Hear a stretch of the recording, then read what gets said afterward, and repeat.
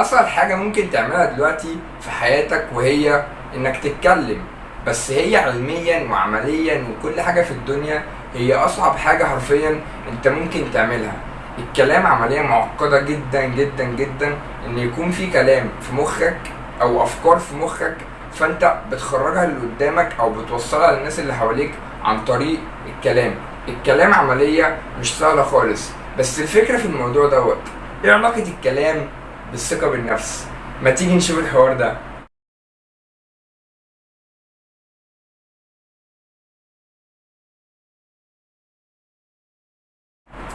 السلام عليكم ورحمة الله وبركاته. ازيكم يا جماعة، عاملين ايه؟ معكم محمد سعد وفيديو جديد. لو انت تعرفني انزل بسرعة اضغط لايك وسبسكرايب ويلا بينا نبدأ الفيديو. ولو انت لسه اول مرة تشوفني احب اقول لك منور القناة. انا محمد سعد، بنزل 3 فيديوهات كل اسبوع. يوم السبت بنزل فيديو عن تطوير الذات، وفيديو بيبقى جامد جدا، تمام؟ بجد هيعجبكم. وفيديو يوم التلات بنتكلم عن ثانوية عامة، بما اني كنت السنة اللي فاتت في ثانوية عامة وكده، فزي ما تقول كده بنقل لكم خبرتي ايه الحاجات الصح والحاجات الغلط.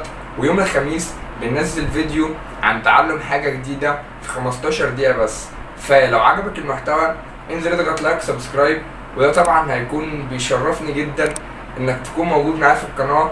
ويلا بينا نبدأ الفيديو. خلينا نبدأ الفيديو بحاجة بسيطة جدا، وهي لو احنا دلوقتي رحنا في دولة تانية هل هنعرف نتكلم؟ طبعا منطقي كده، فكر شوية فكر شوية. لا. ليه؟ لان احنا مش عارفين اللغة اللي هم بيتكلموا بيها، فازاي هنعرف نتكلم؟ بالعقل كده مش محتاجة يعني. طيب حلو جدا. تخيل بقى احنا لما جينا نتولد، تمام؟ ايه لما جينا نتولد دي؟ لما اتولدنا، تمام؟ يعني 9 شهور كنا في بطن امنا، ولما نزلنا مش عارف نحس ان انا درس كيمياء بس او احياء، بس ماشي المهم مش اكتر كده. لما نزلنا الدنيا احنا ما كانش معانا لغه، يعني احنا اللي هو نازلين بنعيط بس، او مثلا بنضحك بس، جعان عطشان، احنا مش عارفين حاجه، مفيش ولا لغه ولا اي حاجه. طب الفكره دلوقتي احنا ازاي عرفنا نتكلم؟ ده سؤال مهم جدا. احنا كنا لما بنعوز حاجه، لو احنا مثلا عطشانين او مثلا جعانين بنعيط، فطبيعي ابونا وامنا بيفهموا الموضوع فبيشربونا وياكلونا، اطفال بقى وبتاع. لكن الكلام احنا ما كناش نعرف كلام خالص. بس الفكره ان احنا لما اتولدنا كان فينا نفخه من روح الله. فالنفخه ديت اللي هو ايه؟ انت اصلا قبل ما تتولد انت كنت في سباق في اكتر من مليون واحد، وانت اللي طالع الاول، اللي هو انت كده جامد جدا. فانت كانك داخل في بطوله وفيها مليون شخص وانت طلعت الاول، فانت يعني احساسك هيبقى عامل ازاي؟ اكيد طبعا هيبقى احساس جامد جدا جدا. طيب حلو قوي. انت بقى نزلت، ايه المشكله اللي بالنسبه لك؟ لغه؟ طب يا عم هنتعلمها. حاولت دلوقتي معرفتش، وانت صغير حاولت تاني معرفتش، فضلت حوالي اكتر من 2 سنين عمال تحاول وتعيط وبس تحاول يعني تترجم حرف، تترجم كلمه، ماما بابا، انت عمال تترجم اي حاجه في سبيل انك تعرف اللغه ديت، او الناس دولت اللي انا متولد ليهم دولت بيتكلموا ازاي، بيعملوا ايه. طب هل في الاخر نجحت ولا ما نجحتش؟ لا نجحت، بدليل ان انا بكلمك دلوقتي وانت بتكلمني، وكلنا بنتكلم وكلنا عارفين نتكلم باللغه اللي احنا اتولدنا بيها، او باللغه اللي احنا اكتسبناها من الناس اللي كانوا حوالينا اللي هم اهالينا لما اتولدنا، صح؟ طيب حلو جدا. معنى كده ان كلنا اتولدنا واحنا فينا ثقة جبارة جدا. جبارة ايه؟ واحنا فينا ثقة جبارة ان احنا نقدر نتعلم اي حاجة، صح؟ ونقدر نعمل اي حاجة. طب الثقة دي جت منين؟ الثقة دي جت من النفخة اللي هي من ربنا. يعني انت مش مولود كده، يعني كان مثلا ايه، انت عايزك تتخيل معايا الموضوع دوت، يعني انا شخصيا بحاول اتخيله كده، كل شوية افضل ليه سبحان الله. فعايزك تتخيل معايا فيك نفخة من روح الله، اللي هو موضوع محتاج تدبر بجد. يعني لو شخص مثلا أكبر منك فعمل حاجة من روحه، فكل الحاجات الخاصة بالشخص دوت هتكون موجودة في الشخص التاني. تتخيل بقى انت يا عبد يا إنسان فيك نفخة من روح الله، اللي هو موضوع جامد قوي جامد قوي بجد، ويديك ثقة جامدة جدا في الدنيا. طب دلوقتي نخش في سؤال مهم، احنا ليه دلوقتي شايلين هم حاجات كتير تافهه وشايلين مثلا مضغوطين وي وي وي الى اخره. سؤال مهم ارد عليك دلوقتي.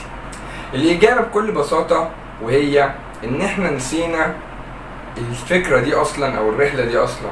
يعني احنا لو كنا فاكرين على طول ان انا اتولدت من غير لغه وكان فيها نفخه من روح الله، فعرفت ان انا اجيب اللغه ديت وكنت شخص جامد جدا واقدر اعمل اي حاجه، فايه لغه يعني سنه سنتين فضلت احاول لحد ما جبتها. دلوقتي احنا اصلا بنكسل نحاول 5-6 مرات. فخلي بالك ان الثقه بالنفس ليها علاقه بانك المعجزه ديت، يعني الكلام دوت انا بشوفه من وجهه نظري معجزه، ومعجزه يعني نحمد ربنا عليها ان ما خلاش الناس تقدر تعملها وناس لا كل الناس بتعرف تتكلم الحمد لله. فدي معجزه فلازم نشكر ربنا عليها. طب هناخد الموضوع من المنظور الصغير دوت وبس كده؟ اكيد لا طبعا.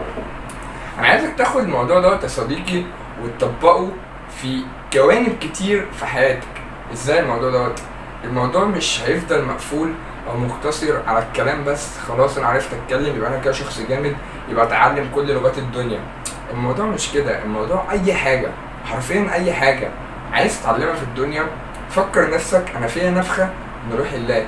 فانا وانا مولود اصلا يعني كنت شخص جامد جدا، فما خليش حاجه تاثر عليا، لا انا هقدر اعملها، ربنا معايا بس يبقى اقدر اعمل اي حاجه.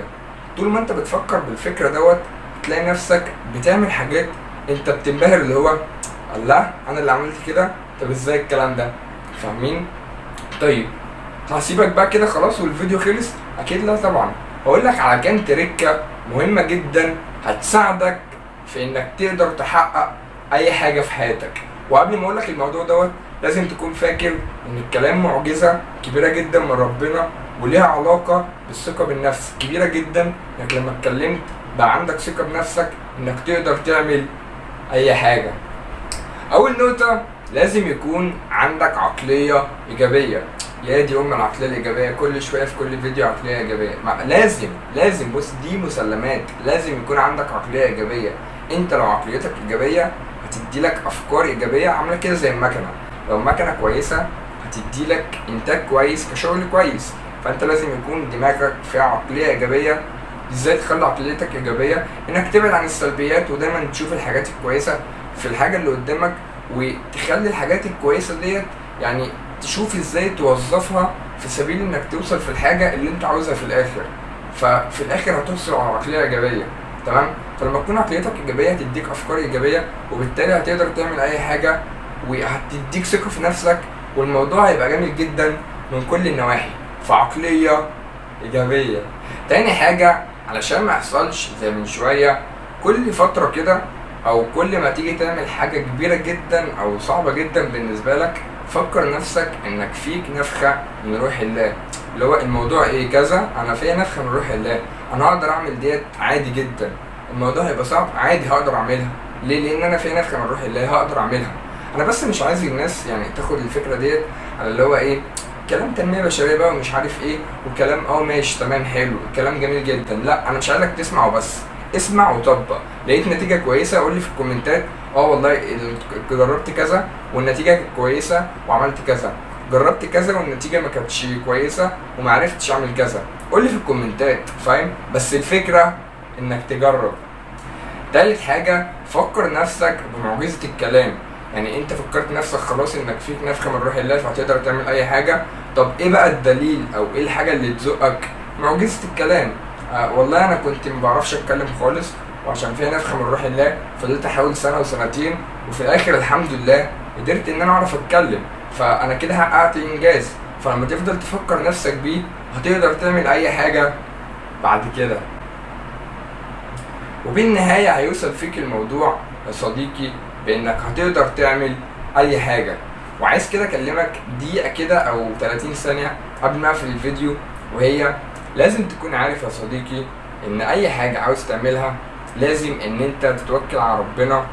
وقبل ما اجتهادك او سعيك هو الموضوع في الاول في الاخر بيد ربنا. ولو انت ما توكلتش على ربنا فالموضوع مش هيظبط معاك خالص.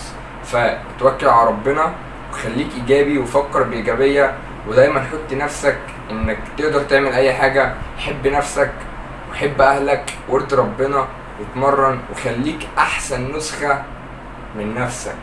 وبس كده. يا ريت لو عجبك الفيديو انزل اعمل لايك وسبسكرايب، واستنونا ان شاء الله في فيديوهات جايه جديده ضرب نار. الى اللقاء في فيديو اخر. سلام يا صديقي.